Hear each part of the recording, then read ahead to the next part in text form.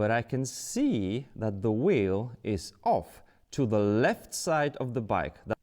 That's the worst thing here. Now, how good decision this was. There is some dirt here, so we are saving money of our customer. Good. In this bike service school, you will see exactly how much time it takes for me to do each part of my work and how much money will we earn. And it will be quite a lot, you'll see.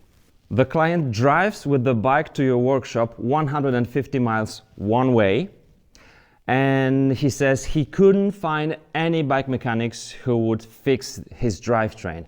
They say he was told that Tiagra would not shift crisp. Okay, then you're looking at the bike, you see wide tire at the front, thinner at the rear, and then I found some problem with it at the front. Not exactly just the too wide tire. You will see what's there. Then I can see the aero bars, which is cool for such a nice bike. You can really start triathlon adventure with such a bike. But then I can see the tip of the saddle going like this. So I'm saying when you'll be picking up this bike next week, I'll make your bike fit. So that's another ching-ching for you. And really good thing for your client, of course. And then I found a couple of different things on the way. How much money will we make on this bike? It will be pretty good chunk of money, and it will be very beneficial for this bike and its owner. And this bike service school is all about how finding different issues on the bike makes you money, but makes your client happy. Let's see. And remember, there will be 3 test questions at the end. We're starting with the drivetrain now. So on the higher gears on the cassette, it works so-so. But as you approach the lower gears, let's not crisscross the chain tends to stand up on the teeth. Instead of getting into the sprocket, it will go over the teeth. And doesn't matter whether you put more or less tension on the cable, it goes like this. By the way, I can feel some friction on the cable. That means we are replacing at least the housing. We'll see about the cable too. So that's one thing. I'm removing the chain from the crankset. There is no play on the bearings, but I can feel some abnormal friction. So I'm going to remove the crankset and at least clean everything from outside. That's number 2. And then the client says, I've put the widest possible tire here. I said, don't you wrap the fork when there is some dirt on the road and it's wet? He says, no, but I can see that the wheel is off to the left side of the bike. That's our right side. We're gonna check it out. When it comes to braking, I also feel too much resistance there. You will hear it now. This is abnormal too. You can even test out which one it is. When I'm pulling the cable here, it's really smooth. When I'm pulling by the lever, it's abnormal. So it's the first part of the housing, but I'm gonna replace both. Now see how improving the client's bike, we are also collecting money. I said to the client, we need to remove the bar tape in order to replace this housing here. I can try to reuse the same one if the glue is not too strong, but he says no. I drove so many miles here, I want a new bar tape. So you are cashing on the new bar tape, just a little, it's not much, but you also have the service of replacing the bar tape. Start. The first thing I'm gonna do is to look at the hanger, because I suppose it's not really straight.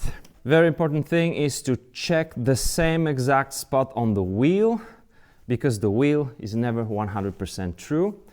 And what I see here is at the air valve height. Okay, we can see it's bent. And now I'm gonna be straightening it. Now I'm gonna check it horizontally. That's the worst thing here. And I always inform my client when straightening the hanger that it might break. And even if it doesn't break, I advise my client to buy a new one. So then I straighten the derailleur hanger, and I will simply put the new one on the bike, and the straightened one will be as a backup. Looking pretty good. Even without changing the gear at the front, I can see it shifts better. So done. First money I made in 6 minutes and 41 seconds. Let's go to the next one. Now you can write in the comments what wrong you can see here on the bike. The wheel is closer to the left arm of the fork, which will lead to some pretty nasty consequences. If you're a beginner bike mechanic, you don't have expensive tools like this throwing stand, because these are expensive with all these clocks. You can simply take the wheel from other road bike, put it in, and see whether it will also be off. That's easy, because if the other wheel will be off, then you know there is something wrong with the geometry of the bike. It's not that common, but it would be more common thing on the rear side of the bike than the front end. Now I'm going to remove the tire and put it on the bike stand. We need to not relace, but it's more than truing. We need to do the correct dish of our wheel. And go. Now I'm simply removing the tire. Open the brake.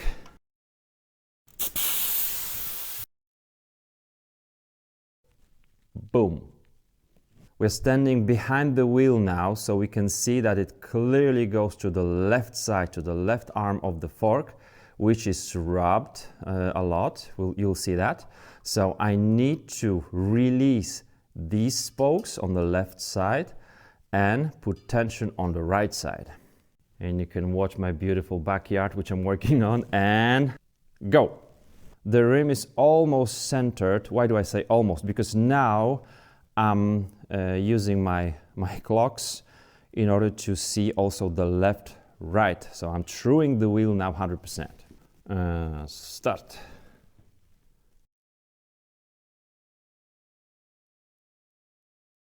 The wheel is centered now, and left, right looks like this.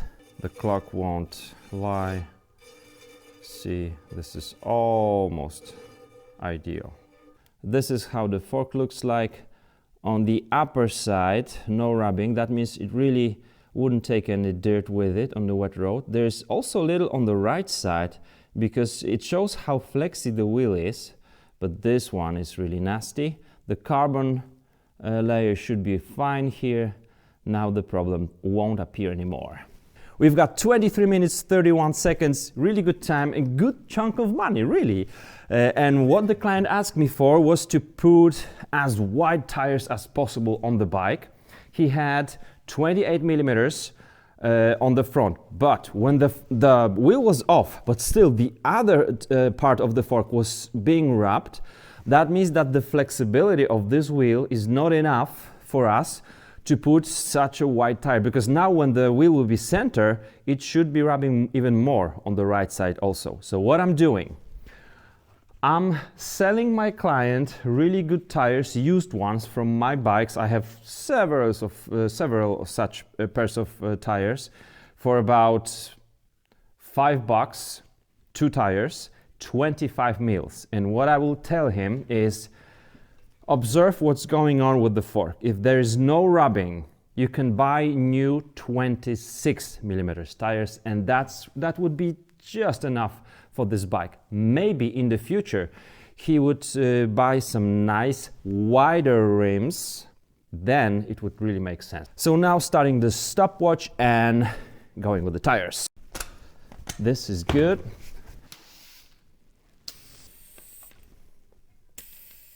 That's really good. So 25 is really safe for this bike.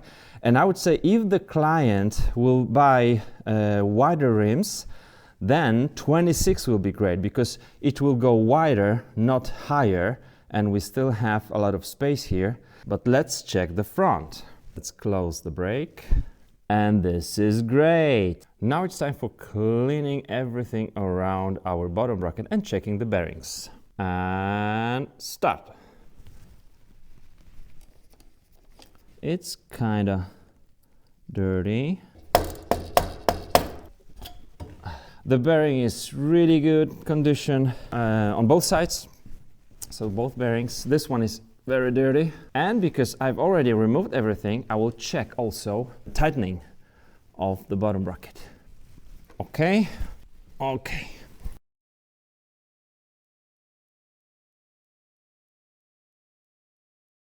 I'm gonna get back at the bottom bracket.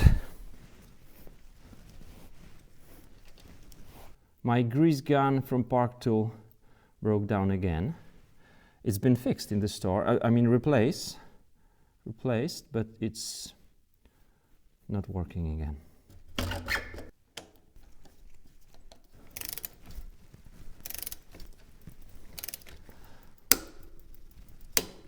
Stop. Okay, bike mechanics, we've done many things in just 48 minutes, 42 seconds, and that was straightening the derailleur hanger, relacing, or let's call it truing the front wheel, that's 2, then replacing both tires, replacing the rear inner tube, and greasing the bottom bracket area, checking the bearings, that's also part of the work. 48 minutes, awesome. What's left?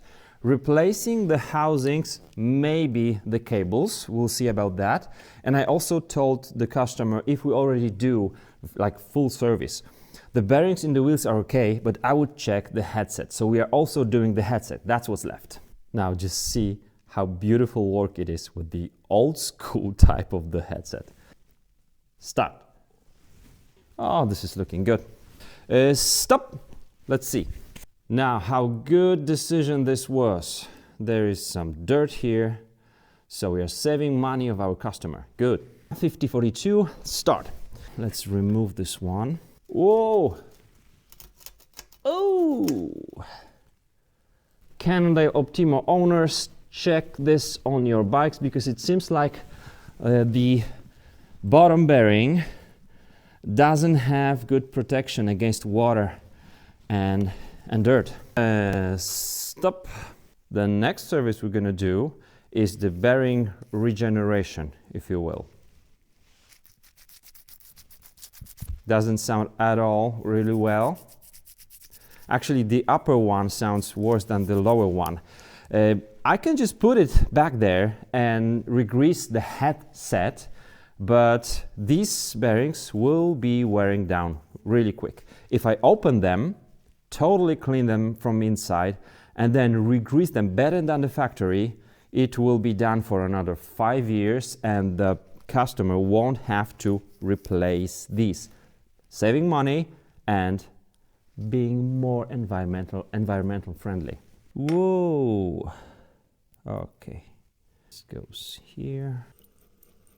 And that's my first hour of work on this bike. Today I'm greasing with my broken grease gun, making sure that the seal is all the way in, and it is. Now, super clean space. Now the same thing with the other one. So the bearings are done by 1 hour 18 minutes, and now the headset.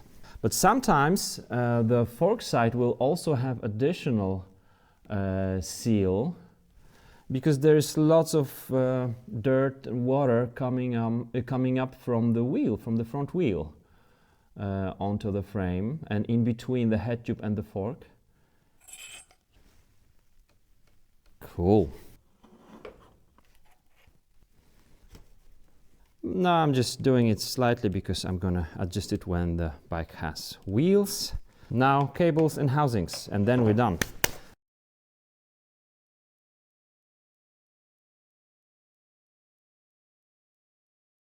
Everyone focuses on goals, and they pour all their energy into the goal thing, where it goes, am I getting closer or farther away from my goal? Woe is me, I'm not a part of this. The world is out to get me. Stop. We've got all the housings new, all the cables new. Yes, I needed to replace them. You will see them at the end. We've got new bar tape, 2 hours 51 minutes. Now I'm gonna cut the cables and adjust the brakes and the derailleurs. The last thing I'm gonna do is the headset. This is looking great. You're gonna see the final time for doing all these things. Let's start with the shifting. Beautiful, beautiful, beautiful. Boom, boom, boom. Slower, there you go. The derailleur hanger is not perfect, but it's been fixed. That was my misshift again here. The brakes nice and smooth. Working beautifully. And as you already know, the wheel is totally centered. And yes, I think 26 millimeters in the future will be okay for this bike. And I promised I would show you the cable. If I see that the coating has been used unevenly, you can see silver, black, and I feel it also. I decided not to clean this cable, but to replace it. And those braking cables were even worse, so all new cables on that bike. And it's time for our 3 questions you answer in the comments. Question number 1. When the wheel, either front or rear, is not being centered in the frame, what's the easiest method of finding out whether it's the issue with the wheel or the frame? Write in the comment. Question number 2. What is the issue or diagnosis the bike mechanics before myself were forgetting about this bike when checking why the rear derailleur does not shift properly? Write in the comment. And question number 3. When you decide to replace the housing of either shifting or braking cable, do you always replace the cable as well? Thank you for your answers. This was the lesson, and you can see how much money we've made in 3 hours, 9 minutes and 58 seconds of nice work with this beautiful Cannondale Optimo. It is really worth it to learn to be bike mechanic. Thanks for watching. See ya.